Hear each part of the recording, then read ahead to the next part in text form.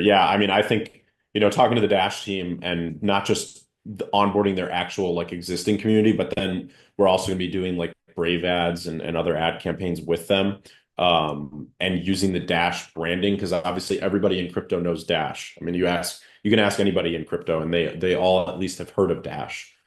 So by using the tagline "Join with Dash, earn in Dash," a tagline similar to that. I think it's going to be really easy to onboard people in a way that we weren't able to before because INLEO just doesn't have the brand recognition that something like Dash has. Self-Help Patrol said, so will people who sign up with Keystore be able to cash out into any coin they want? So to start, it's going to only be Dash, and then we'll roll them out one by one. So I want when we roll one out, I don't want it to be like, oh, we just built this thing. Like now, hopefully, we get users. I am going to hold back on it until the team behind the project or the main DAO or whatever whatever the main hub is for that project. I'm going to hold back on allowing it until that team or community or whatever DAO agrees to partner with us to bring their user base to INLEO.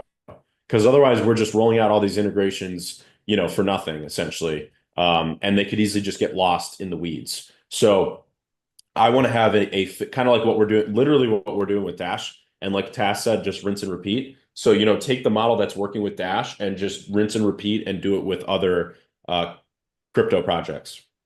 But the potential for a Keystore user is that it can be any crypto that is tradable on LeoDex, which is Maya.